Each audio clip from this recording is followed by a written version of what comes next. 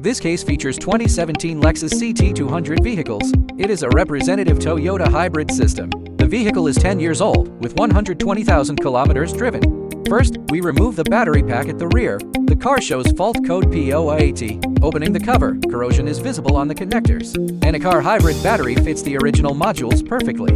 It replaces the old battery directly. The process is simple and fast. Next, we reinstall the cover.